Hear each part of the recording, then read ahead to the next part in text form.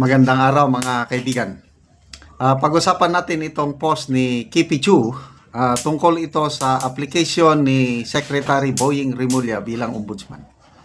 Okay, isinare niya ang post ng balita, Manila Bulletin ito ito tungkol sa clearance. Ito.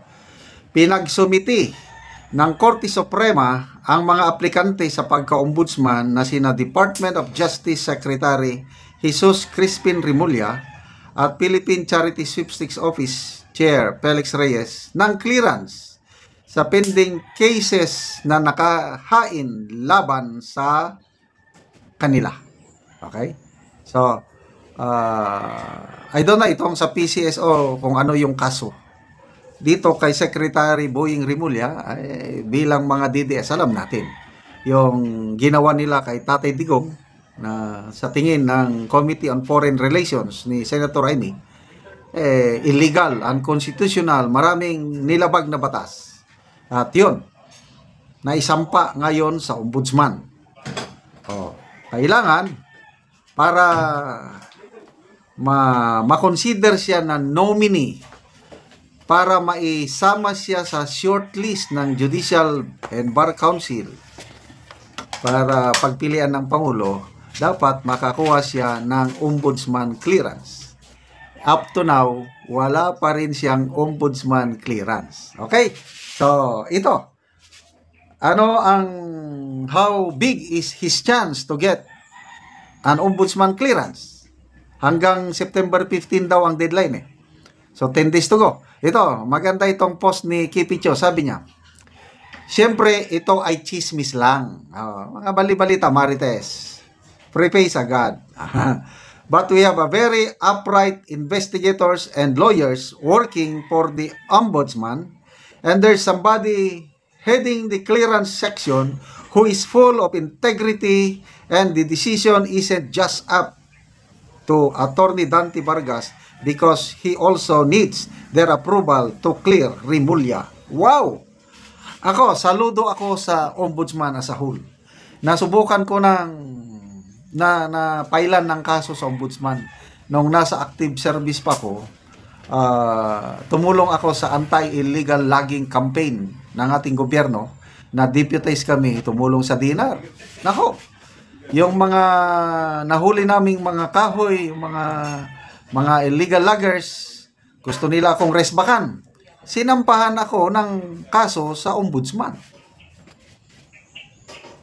Kaya lang, hindi ako natakot, basta nag-submit lang ako ng mga documents.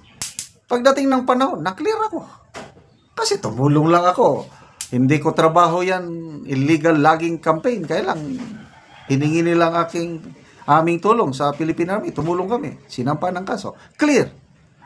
Kaya naniniwala ako maraming matitinong lawyers, investigators sa ombudsman. At ito nga, sana totoo. Chismis lang, sabi ni Kipicho.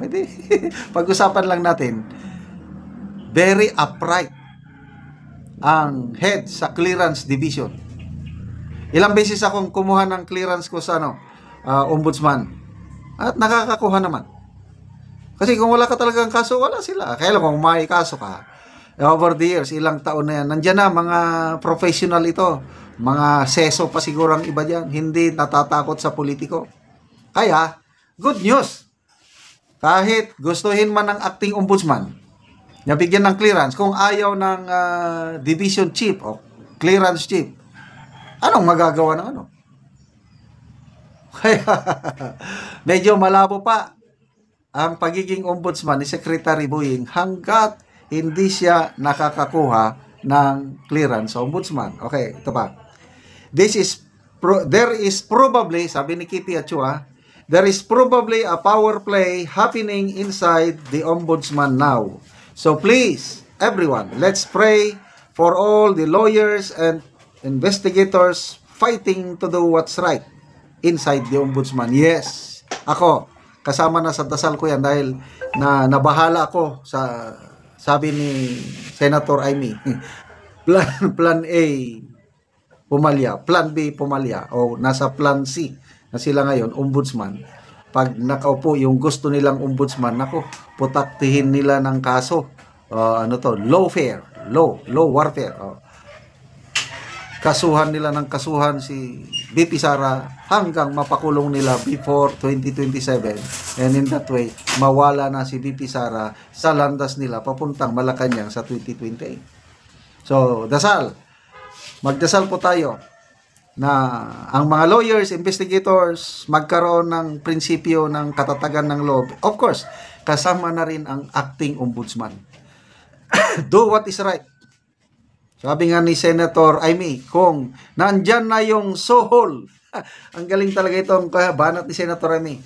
Kung nandyan na yung sohol, itaas mo ang iyong dalawang kamay, ganyan. Tapos sabihin mo, hindi ko kayang tanggapin. Di ko kayang tanggapin ang inyong mga sohol sa akin. Na.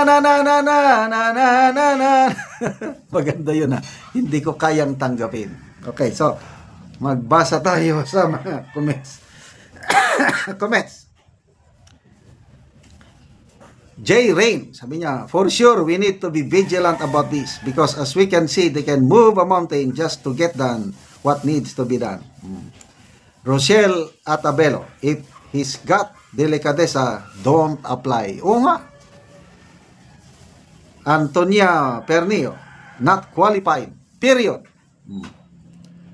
Karen Akot, abuse of power. Aidem Nagilana, oh God, please hear our prayer. No evil in the ombudsman, please. Jenny Enriquez, dear Lord, please intervene to put only principled ombudsman. Please, please. Last bastion natin ng democracy, fairness, and good governance ang ombudsman. Okay, salamat mga kaibigan sa inyong pagsubaybay sa ating channel.